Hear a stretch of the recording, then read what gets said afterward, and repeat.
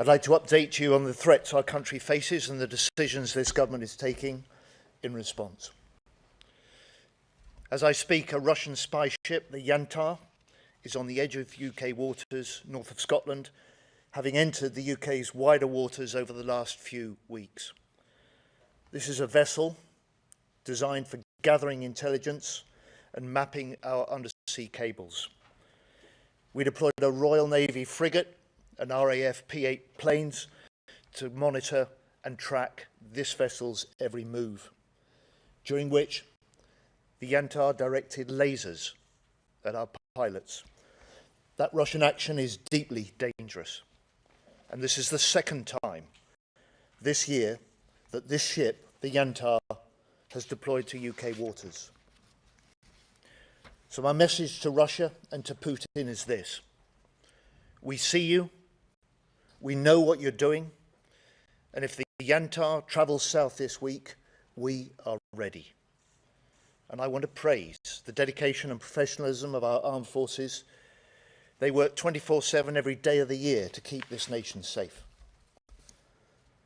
But this is also a stark reminder that we are in a new era of threat. Our world is changing. It is less predictable. It is more dangerous. And in the last year alone, we've seen the Israel-Iran war bring the Middle East close to the very brink. Armed conflict break out between India and Pakistan. Chinese spies targeting our democracy at home. Putin escalates still further his war in Ukraine. And in just this last year, we've also seen Europe's skies plagued by drone disruptions. We've seen Russian incursions into NATO airspace double, and we've seen 90,000 cyber attacks on the UK defence system alone. This is a new era of threat. It demands a new era for defence, an era of hard power, strong allies, and of sure diplomacy. And as the threat grows, Britain must step up, and we are. Earlier this year, the Prime Minister said security and defence, and I quote, is now the central organising principle of government, the pillar on which everything else stands or falls. And I have to tell you, I'm proud to be part of a government that knows our first duty is to protect the nation and keep our citizens safe. A government that has made a historic commitment to increasing defence investment because our national security does not come for free. So today I will set out how the choices being made by this government before, during and beyond the budget are essential to match these rising threats, how the fantasy savings promised by opposition parties and their record of undermining defence would leave Britain underprotected, and also how this investment comes with a fundamentally new Labour approach, a defence dividend that is already boosting British industry, British jobs, British communities. Now, back in opposition, the then Defence Secretary Ben Wallace admitted his government had hollowed out and underfunded the British Armed Forces. It was a brutal but honest assessment. Defence budgets were cut by £2 billion, but in the first Conservative year, by £12 billion, that's over 20% in their first 5 years in government. So after 14 years, they left British Army numbers at the lowest since Napoleon, forces families in cold, damp, leaky homes, soldiers on the front line with kit unsuited to deal with the threats they face, and even the renewal of our nuclear deterrent delayed by years. Deliberate austerity decisions. And Ben Wallace stood out in that period. He did what he believed was right for defence in difficult circumstances, and I praise him for his honesty. But his admission, hollowed out, underfunded, was an admission that every single one of those Conservative ministers should have made. Our public services, our communities, our industrial base were all hollowed out, all underfunded over those 14 Conservative years. And today, ahead of the budget, the opposition are proposing more of the same. 47 billion in fantasy savings, which they never delivered in government, which means 47 billion of Conservative cuts. They don't learn, but the public do, and the public know the damage the Conservatives did. Deep cuts to our defence budgets, deep cutbacks in our NHS, driven by failed economic policies with low growth, cuts to investment, and the mini-budget. This is the Conservative political playbook. They did it before, they would do it again. And with this Labour government, we are not going back. Because we were elected last year on a promise of change, to halt Britain's decline, to set the foundations for renewal, and to build Britain's future based on greater security and growth. That's why we've chosen the Labour priorities: to fix our health service, to strengthen our defence. We're delivering the change that Conservative ministers did not, and that no Conservative government will. Labour change, powered by Labour values with a vision of future British success. It's in our first year in government. We brought in the largest pay rise our forces have seen for more than 20 years. The biggest increase in defence spending since the end of the Cold War. The end of the worst ever Tory privatisation, bringing back into public ownership 36,000 military family homes. And the deepest reforms to defence in 50 years, and the first of its kind strategic defence review, so we can accelerate the transformation and the innovation that's necessary to meet these threats in future. And the Chancellor's decisions at this budget will protect those choices into the future to make Britain safer, more secure at home, stronger abroad. And there is a double purpose to this new defence investment, a double prize for our security and for our economy. First, we are developing with allies a new deal for European security, a new deal that's built on a strong, secure, sovereign Ukraine, on stronger, more integrated NATO, on European nations innovating at a wartime pace. Put simply, we're getting on with the job that the British people need us and elected us to do. You know, when I became Defence Secretary last year, there was no coalition of the willing for Ukraine. There is now. There was no UK-EU defence partnership. There is now. There was no UK leadership of the Ukraine contact group.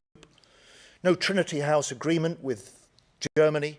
No reboot of the Lancaster House agreement and treaty with France. There is now.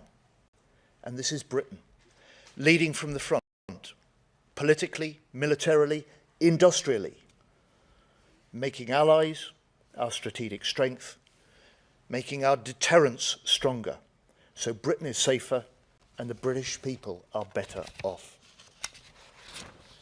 And the second purpose and pride of our record defence investment, we're making defence the engine for economic growth, securing a defence dividend for working people, measured in good jobs, growing businesses and new skills right across the UK. This is a fundamental shift from the failed approach of the past. Because in this government, every department must be a growth department. For too long, we've seen areas like mine in South Yorkshire, proud, industrial heartlands, see jobs go and not come back. For too long, Tory ministers were unconcerned where UK defence contracts were going, too ready to let the military buy the latest foreign kit at the cost of jobs and benefits to Britain. We are changing that. Look at South Yorkshire, where we brought back artillery manufacturing into Britain for the first time in a generation. Look at Barrow, more than 1,000 extra jobs since the last election alone. Look at Sheffield Force in public ownership and now expanding steel production. 70% of this investment, of these jobs, is outside London and the South East. So this is not just a promise or a plan for tomorrow. These are good jobs being created today. And this doesn't just happen. This is our Labour government choice, directing more defence investment to British jobs, to British firms and to British innovation. So you can see, since the election last July, we've signed over 1,000 major contracts, of which 86% are with British firms. We've generated 1.7 billion in foreign direct investment into British defence, and we've won new export deals, £10 billion for warships to Norway, £8 billion for jet fighters to Turkey. And today, I can announce a new programme to build the factories for the future. 13 potential sites to manufacture the munitions and explosives, with construction and diggers in the ground set to start next year. 1.5 billion of new investment in this Parliament, creating over 1,000 new British jobs. To rearm Britain, to renew our industry, to raise the warfighting readiness of our armed forces. Because we know Britain's defence industry has a long, proud history. In the 1930s, workers from Coventry to Tyneside, from Belfast to Cardiff, went to work building the Spitfires that won the Battle of Britain, building the destroyers that won the Battle of the Atlantic. And those workers knew they were part of something bigger. And I tell you, I see the same sense of pride and purpose in the eyes of our shipbuilders on the Clyde, our engineers in Barrow, our coders in Stevenage, our apprentices in Derby, because they know that their long-term future is secured by our long-term investment. Security, prosperity, we build it here in Britain. But we must also innovate, because technology is changing the nature of warfare now faster than at any time in human history. So alongside the heavy metal of planes, ships, munitions, we will accelerate the power of drones, of AI, of autonomy, so that we give our British Armed Forces the advantage on the battlefield. So that's why later today I'll be in Plymouth, opening a new Helsing factory where they make sea and undersea drones. And if we look forward in 5 years' time, in opposition, Keir Starmer made that commitment to spend 2.5% of GDP on defence. We're delivering it 3 years earlier than anyone expected. We made a clear NATO first commitment. We're delivering it. We said we would reset relations with European allies. We're delivering it. We promised more British-based defence investment. We are delivering it. And the Chancellor's decisions at this budget are part of making Britain safer, stronger and more successful. So within this Parliament, I want Britain to become the best place to invest and grow a defence business. I want Britain's armed forces to be the fastest innovating military in NATO. I want the British government investment matched by rising private investment. And I want communities right across Britain to see working people with new skills, new jobs, new hope for their families and for their future. Only Labour has this belief in the extraordinary strengths of Great Britain. The Tories will cut defence again. The Greens want to pull us out of NATO. The SNP spurn the proud Scottish defence industry. And Nigel Farage, he's soft on Putin, weak on NATO, and not to be trusted on national security. It's Labour that is the party of defence. It was Labour that chose NATO. It was Labour that established our UK nuclear deterrent. And today, it is Labour choosing to make our country safer still, while bringing that defence dividend to every part of Britain. And only Labour can do this, because we know at the heart of defence, military and industrial, have always been the working class. So like those who came before us, we rearm in the face of threats, we confront dictators, and we boost our defence industry. And in the process, we can unite our country around this common purpose. That's what this budget will be about. Strong foundations to secure Britain's future. A Labour government delivering for defence, delivering for Britain. Thank you. So I'll now take questions, if I may. And can I start with Carl from ITV?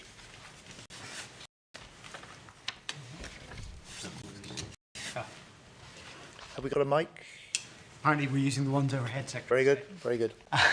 Thanks very much. Secretary of State, you're asking the British taxpayer to put more money into defence. The Defence Committee says, though, that you need to be clearer with the public about the level of threat and what to expect in the event of a conflict. Can you be straight with people now whose money you're going to spend? What is the level of threat? How close are we to conflict? And what should they expect? So I started this speech at the press conference by setting out the immediate threat that we have from Russian spy ships. I set out the scale of cyber attacks that have been in this last year against the defence systems alone. I pointed to the way that Russia isn't just raising the stakes in Ukraine, there's rising aggression against NATO as well. And we've seen across a range of different parts of the world, greater conflict, less predictability, greater danger. That's why we went to the election promising the British people that we would raise defence spending to 2.5% of GDP, a level we've not seen in this country since Labour was last in government in 2010. We're putting £5 billion into the defence budget in this year alone. We'll hit that 2.6% of NATO GDP by 2027. We've got an ambition to make that 3% in the next Parliament, and we, like the other 31 nations of NATO, have signed up to a 5% target for core defence and national security. This reflects the new era of threat. It reflects the requirement for a new era for defence, and it recognises Britain's role, stepping up to lead in Europe, stepping up with other European nations on Ukraine and on NATO, because our strength is our work with allies, which is why we made the promise at the election. You've seen it delivered since, that Britain, under Labour, has reset our relations with Europe. Ben Wright, BBC. Thank you, Mr. Healy. I mean, the German government has said that they believe Russia could attack NATO within 5 years. Do you agree with that assessment? And if you look at the spending in Germany or Poland, they're ramping it up much faster than we are. The budget's coming up. Do you need more money quickly from the Treasury to put Britain on a war footing? And can this effort be done, be candid with people, without taxes going up? We can't turn around the problems of the last 14 years overnight. We produced the Strategic Defence Review precisely to give us that vision for the future, to set out the challenges of transforming our armed forces, to make them more ready to fight still, more capable to deter, alongside NATO allies. We set out that NATO first commitment because we recognise that Britain won't fight alone, we won't deter alone, but we have to lead the way, and we have to do so with allies. And it's that long-term commitment, that certain decade of rising defence investment, that has meant that we've now also seen the rising levels of private investment.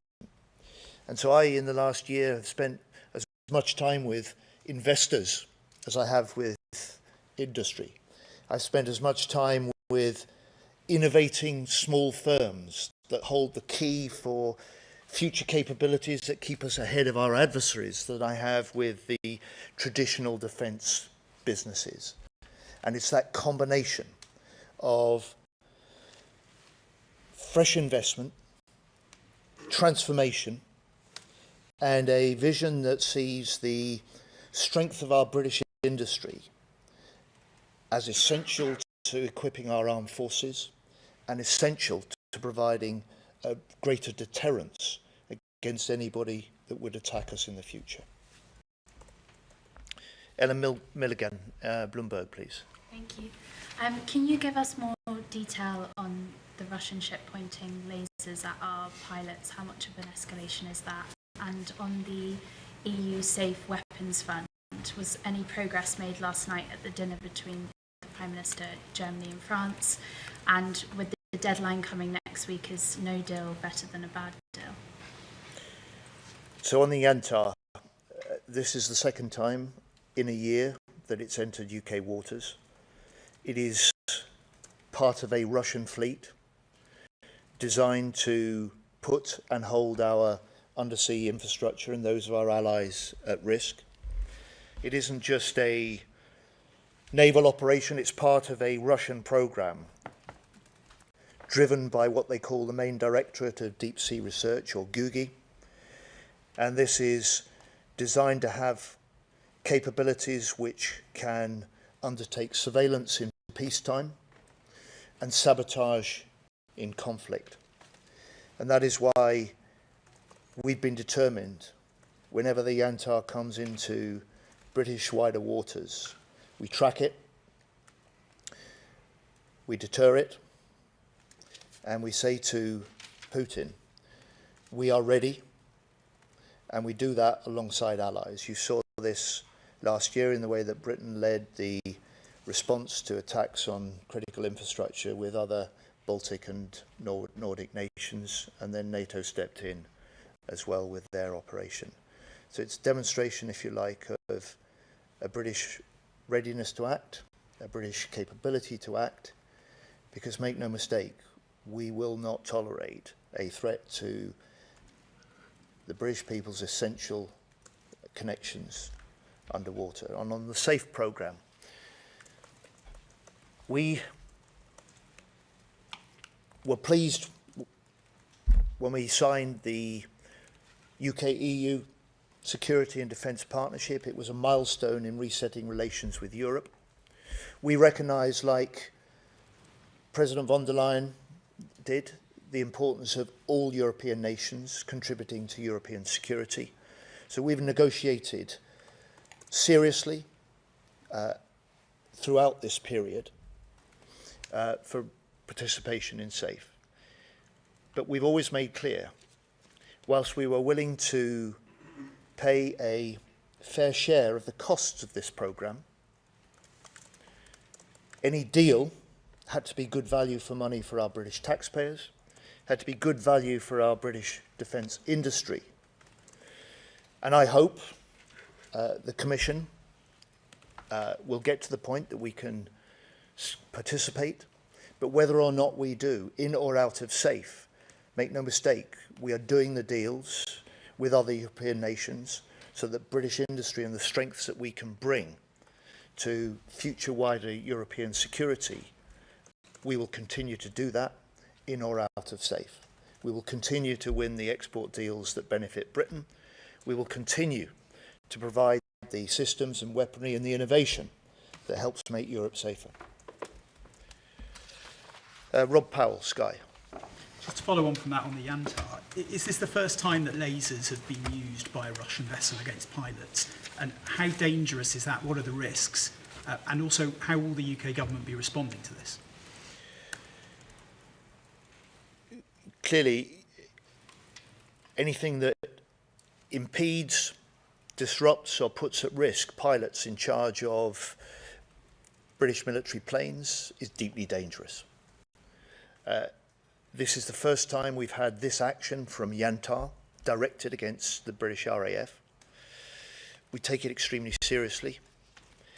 I have changed the Navy's rules of engagement so that we can follow more closely, monitor more closely the activities of the Yantar when it's in our wider waters.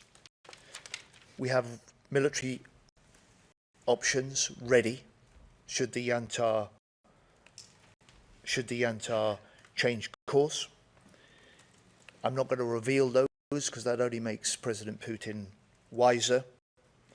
But I would just say to you, look at what we did last time.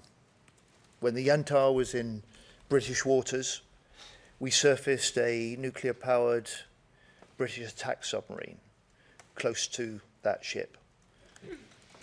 A submarine that they did not know was there, that had helped track its every movement before. And look at what I'm going to do this afternoon. I shall go to Plymouth. I shall open a new factory, a British-based factory that has come directly from the Trinity House Agreement with Germany last year, with fresh investment into the UK, where we can start to design and manufacture the sea and undersea drones that will help reinforce exactly the sort of security that is threatened by the actions of Putin and his spy ships like Yantar. Charlie Parker, The Times. Thank you. What do you make of the Defence Committee's assessment that it's highly likely the US will withdraw from Europe under President Trump and its subsequent call for Britain to rapidly replace its American military systems? Sorry, whose assessment was that? The Defence Committee's in its report today. I take a different view. The British government takes a different view. The Prime Minister takes a different view, and I would suggest the Select Committee looks at the commitment that President Trump and the US made back at the NATO Hague summit in June, where the US led the way alongside the other 31 nations in NATO with the UK in making that long-term commitment to NATO, that long-term commitment to increasing defence investment, because we recognise that together we need to step up the deterrence, and we are. We need to step up our capabilities to defend the wider Europe, and we are. And we recognised also that security through NATO in the Euro-Atlantic area is indivisibly linked with wider security in the Indo-Pacific. I just say to the Select Committee, the strength of NATO is not just about the defence of Europe, it's about the defence of America too. That was the founding purpose that Britain played the leading part in establishing NATO in the first place. It's as true now as it was then. So I disagree with the Select Committee on that point of assessment, but they're right to say Britain must pick up the pace of what we do in the future, and that's exactly what we've been doing since July last year as a new government. Kieran Stacey, Guardian. Thank you. Can I ask a little bit more about the threats that we learned about yesterday coming from China, especially on LinkedIn? Do you know if any ministers or government advisors were contacted over LinkedIn in this way? Do you have any intelligence on whether these are real people or not? And is there any advice that you're issuing either to government officials or to the public at large about using LinkedIn? In reverse order, Kieran, the Speaker issued advice to all MPs. The Speaker, with the head of MI5, set out the nature of the spying threat that had been established. I have no information about whether officials in government were subject to the same sorts of activities. And the Security Minister made a statement in the Commons yesterday which set out the confirmation about the new espionage plan the government has put in place and set out details of 170 million in extra investment that will go into securing the communication systems on which government in particular relies. Emilio from Playbook, please. Hi. Thanks very much. Why have we done a deal with Turkey to sell them our jets when they are the third global largest importer of Russian oil, funding the Russian war machine? Because Turkey, like the UK, is an important member of NATO. Because Turkey, like the UK, is a a major nation involved in the support for Ukraine and the plans to lead the coalition of the willing if we can get an agreement between Putin and Zelensky to end the fighting. And because working with other NATO allies together, bringing yet another nation into that group of typhoon flying nations allows us to strengthen that wider European security, to respond to this new era of threats that we face, and it allows us also to boost the direct investment that underpins, in this case, 20,000 UK jobs. So this deal, the biggest British fighter jet deal for 20 years, will secure those jobs for years to come. And then finally, Arj Singh, please. Hello, Defence Secretary. I wanted to come back on the Safe Rearmament Fund, if I could. The two sides, according to reports, are really, really far apart on this. The EU's demanding billions of euros. We're offering hundreds of millions of pounds. How do you rate the chances of a deal by the deadline in, I think, 12 days? And, I mean, what's your message to the EU on this, given the threats to European security as a whole? My message to the EU is what it's always been. We want a deal. Back in May, the President von der Leyen talked about a deal within weeks on SAFE, and we've been negotiating at each stage, ready for a deal, but also clear. Clear that we're ready to pay a contribution to the costs of running the scheme. That's fair. Ready to pay if there is good value for money for our taxpayers and our industry. And we've waited weeks within the negotiations for the chance to see the European proposals in some important areas. And for us, we're ready to be part of this scheme, but we're not ready to be willing at any price. And for us as the UK, we have an industry that's second to none in Europe. We will do these deals with other European countries. We will play our part in reinforcing European security. And we recognise that responsibility we have as Britain amongst European nations, particularly those in NATO, to play that role in future. And we will, in or out of SAFE. Thank you all. Thank you very much. And to those of you who are due to come with me to Plymouth, and look forward to seeing you down there at the factory. Thank you.